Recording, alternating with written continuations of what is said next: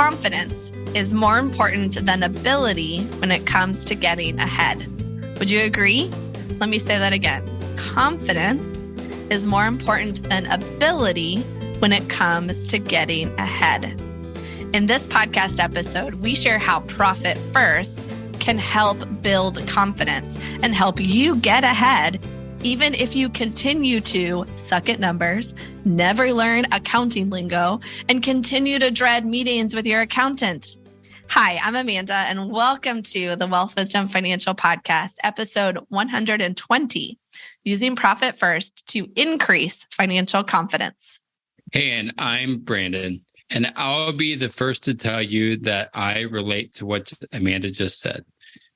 That's my ability with bookkeeping, reading a P&L or balance sheet, and other business account acumen is probably a little below average. I mean, I've learned a lot, but it's just not what I'm excited to learn about. I mean, like literally when we have luckily I like our accountant, and it's fun to have those conversations, but I'm kind of dreading that part of it. I mean, there's so many other things I'd rather learn. But here's what I do know. I must control the cash flow of my business. I must control the cash flow of my business, and I need to have the confidence to make smart financial decisions. And I won't and shouldn't hand it off to just Amanda to decide for me. I mean, even though she's really smart and, that's great. And I won't and shouldn't listen to every word our accountant says as if it's gospel, right? As someone who is in control of running a business, I need to be engaged in order to get ahead. I can honestly say that I agree that confidence has helped us get ahead way more than ability.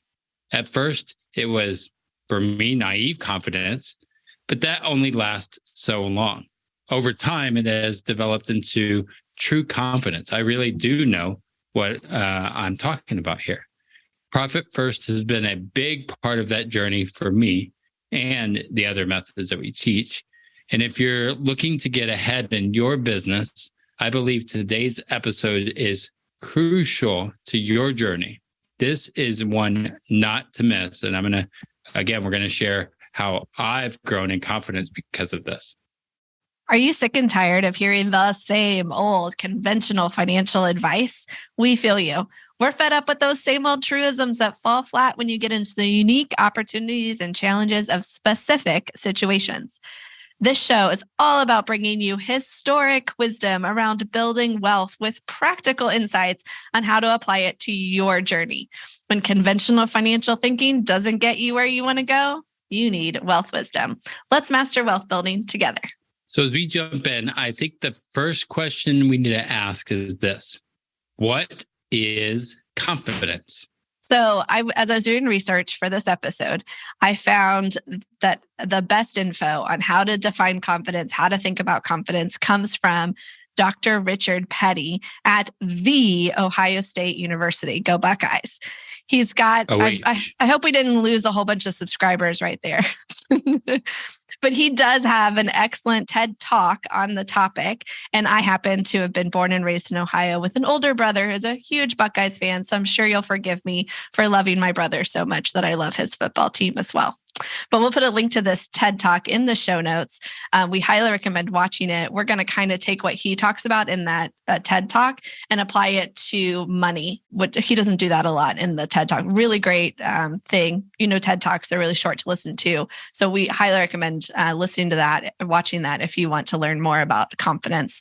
Yeah, totally. Click on that in the YouTube link there and you'll be able to find it, or in the show notes. So fun fact, confidence is important.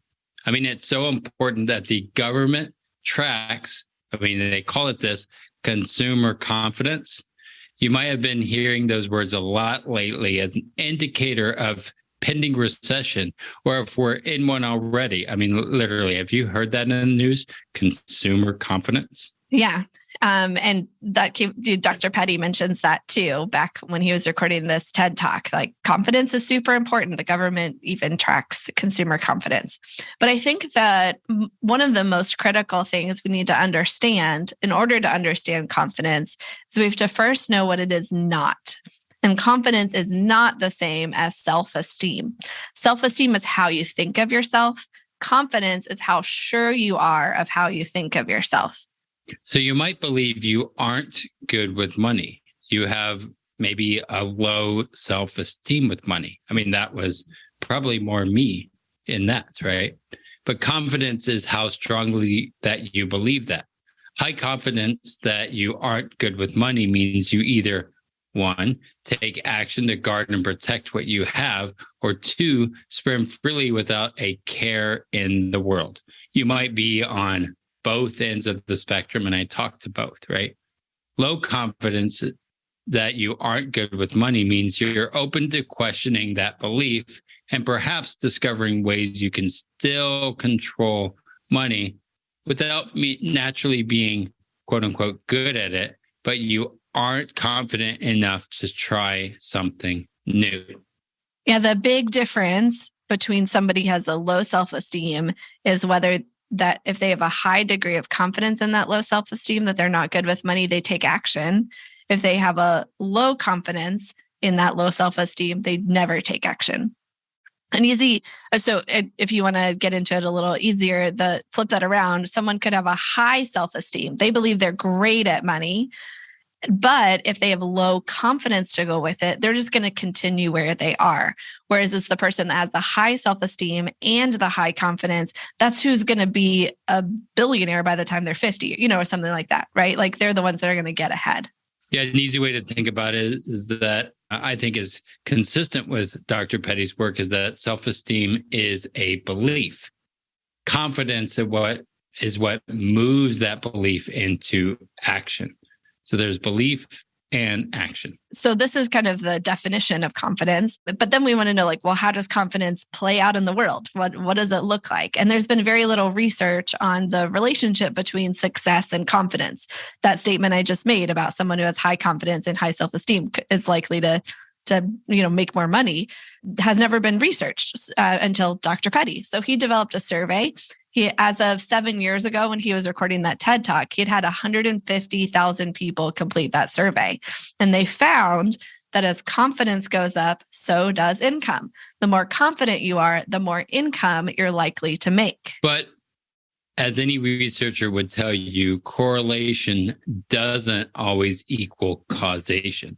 That's why they started research studies that make people feel more confident or more doubtful, and then they see what happens. So there's other kind of research studies that have come since then. Yeah, so they did the survey to see how is confidence out there in the wild, and then they did the research to see how can we manipulate confidence. So one of the first things they did was they brought these, probably university students in, and they had them think positive thoughts or think negative thoughts. They gave them different degrees of power. They just saw kind of what they did based on how confident they would be and what kind of self-esteem or positive thinking or negative thinking they were bringing in. You can kind of imagine this if you were about to sit down and review your P&L or your balance sheet to determine how you're going to improve your business. How do you think the process would go if first you looked in a mirror and you told yourself how smart and successful and awesome you are? Or B, if you stood in front of that mirror and you told yourself how ignorant and failing and awful you are? Or if you told yourself, which one of those is going to bring you to your numbers, and how are they going to impact how you go about reviewing those numbers and making decisions and moving into action on improving your business based on those sets of numbers? When you do those affirmations, I always go back to Stuart Smalley on Saturday Night Live. I'm good enough, I'm smart enough, and gosh darn it, people like me. There's a reason they made that. Yeah. I mean, and he would look in the mirror and say those things. And anyway, you might want to go to Saturday Night Live and check out those skits. So how we think is very important. High confidence in negative thoughts won't get you as far as high confidence in positive thoughts. I mean, here's the big quote: as we think, so we are. That's a great philosopher said that, right? As we think, so we are. He said it a little differently. I think he said, as a man thinketh, so he is, but wanted to make it a little more inclusive there. But it also doesn't end there. Sure, it starts with our thoughts, how we think, so we are. But Dr. Petty and his team also manipulated things like how much power people have. And they ended up developing this new theory called self-validation theory. The self-validation theory suggests confidence actually serves as a magnifier for our thoughts. Whatever thoughts we're thinking, positive or negative, confidence magnifies them. So how we feel about our thoughts is important. I mean, it's super important. We can see this. Try this along with us. Say, I am smart with money. Okay. So first we're going to do it while nodding our heads up and down. Here we go. I am smart with money. I am smart with money. Now try it, shaking your head side to side. I am smart with money. I am smart with money. I'm a little more inflective than Brandon is in how we talk. But you can see like it changes how those words are perceived, even just how you act out your thoughts, what actions are going with your thoughts, kind of the standing in the mirror analogy there too, but also like nodding up and down or side to side.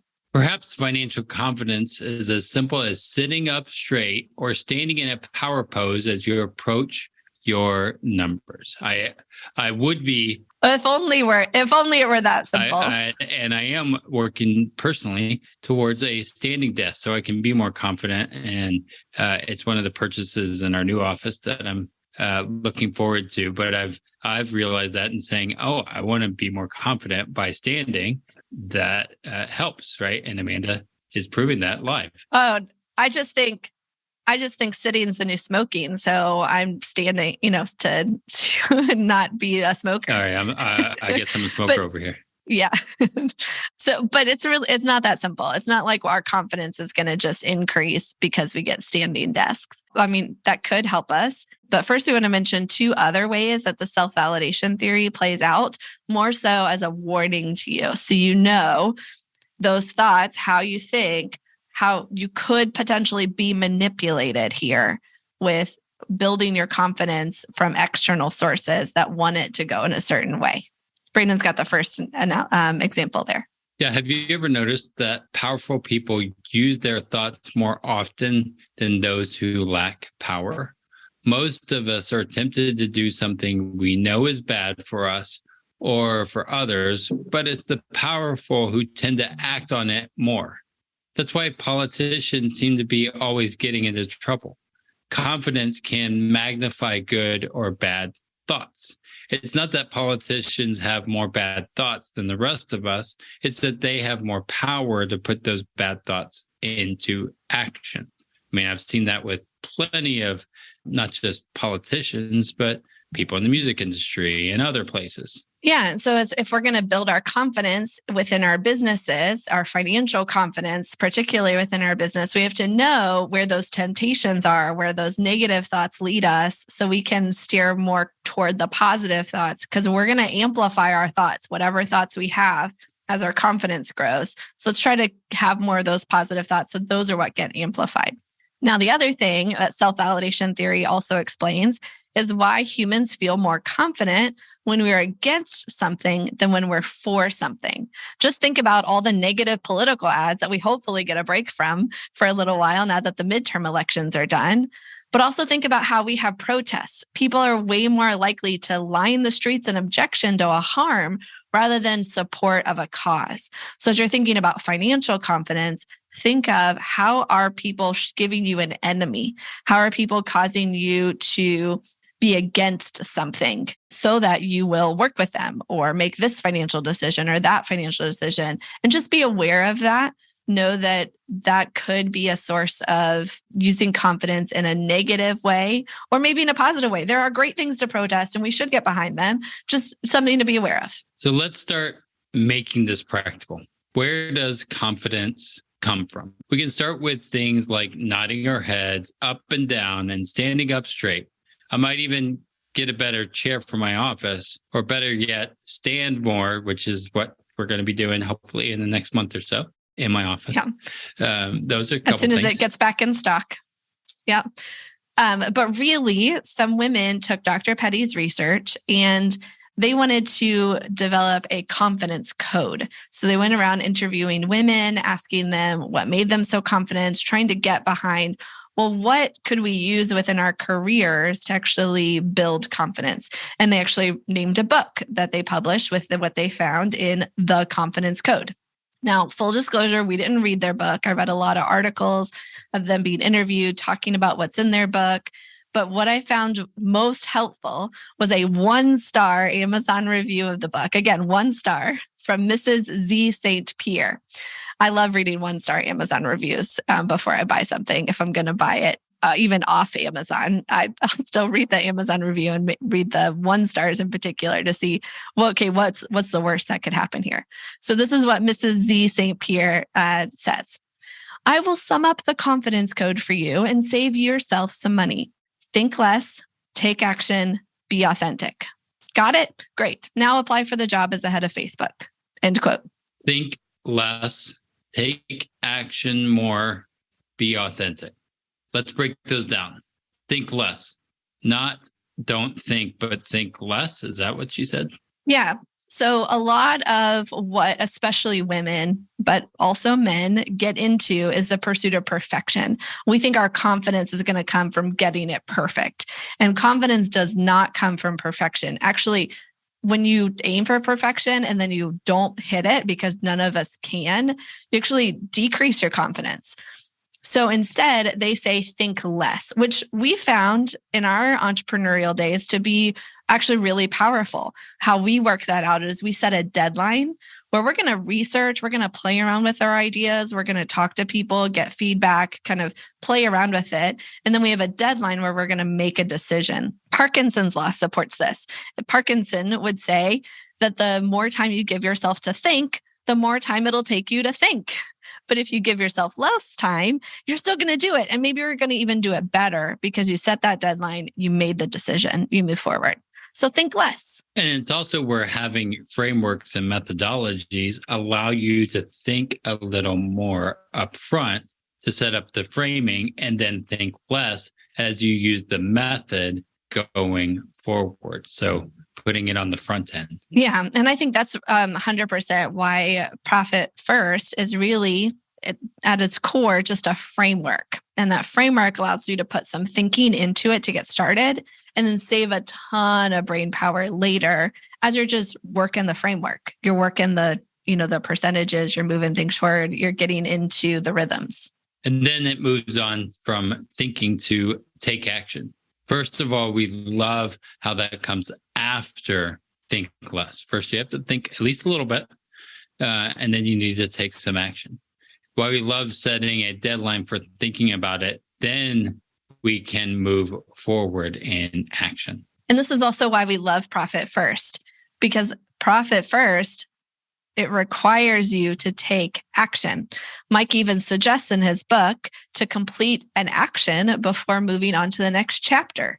We love that. We find more people implement Profit First and do it successfully when they use Mike's advice there and implement as they go throughout the book. And as a system, Profit First is 100% not passive.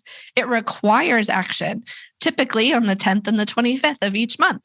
Yeah, a major part of how Profit First builds confidence is in these first two things: think less and take action.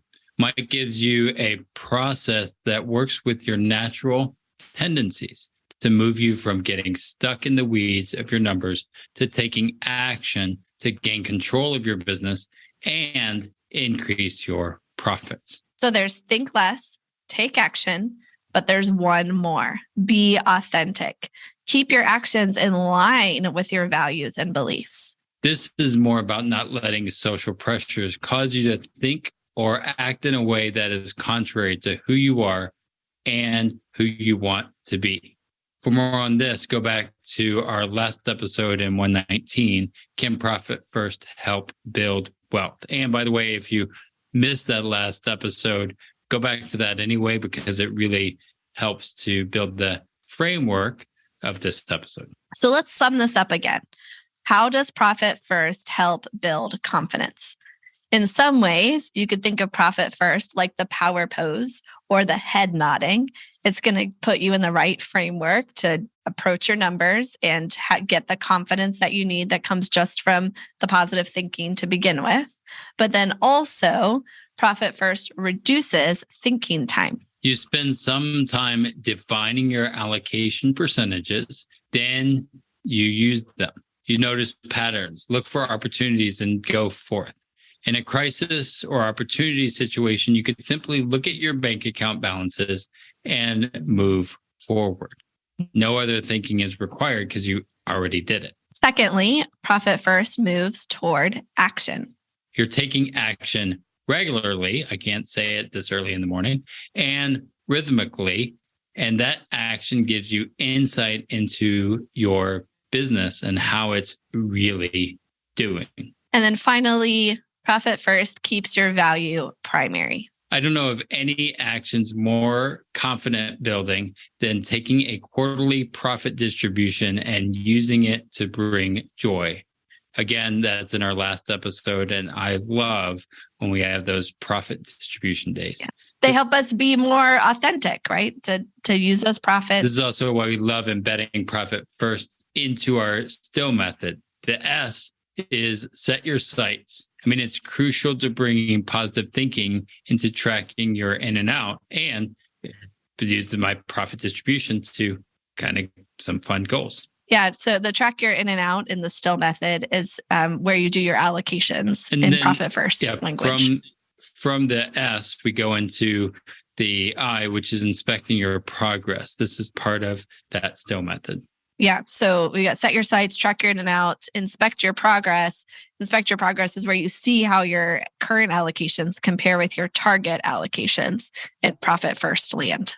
And then, of course, looking for those 1% adjustments, making those little micro things. Yeah, that's the first L. Look for your 1% adjustments. Helps move your current allocations toward your target allocations in Profit First language there. And of course, the last L is live deliberately. Now, if you want more on our still method, go visit stillmethod.com. That's stillmethod.com. And you can download a simple PDF workbook on how to set your sights, track your in and out, inspect, look for 1% adjustments, and live deliberately. There are amazing questions there. So here's our conclusion for today. Let's go back to where we started. If confidence is more important than ability when it comes to getting ahead, then confidence is crucial to growing your business and your wealth. To get more financial confidence, you need more than a power pose or a head nod, as good as those things are. You need a system that's going to help you think less, take action, and be authentic. We believe that's why Profit First is so effective. Sure, you see insights into how to make more money and reduce expenses, but even more powerful, you build your confidence in yourself. In other words, you get both increased financial confidence and greater financial ability by implementing the Profit First method. Profit First builds self-esteem and the confidence to put your positive thinking towards positive action. So, are you ready to start Profit First and get more serious about Profit First? We believe so much in this system that we've developed a 12-step online quest to help you think less, take action, and stay authentic. You can get started quickly, easily, move forward. And for the month of November, you get complimentary. That means free access to the Implement Profit First in 12 Easy Steps when you join our Wealth Wisdom financial community. It's our step-by-step guide to setting up Profit First in a way where it won't be too burdensome or overwhelming to keep going with it for years and years to come. We've got cheat sheets, checklists, alongside community support. You can find all the details at www.wealthwisdomfp.com/profit. Again, that's www.wealthwisdomfp.com/profit. We'll put a link in the show notes so you don't have to type all that in as well. And before you go, don't forget to hit that subscribe button, because in our next episode, we want to build on top of these last few months and show you how to fill in your redefinition of budgeting, and your implementation of profit first with a concept that has helped us build wealth and financial confidence more than budgeting and profit first combined. I mean, stay tuned. You don't want to miss that one. And until next time, keep building and protecting your foundational wealth so you're ready for the next adventure life brings your way. We hope you live long and profit.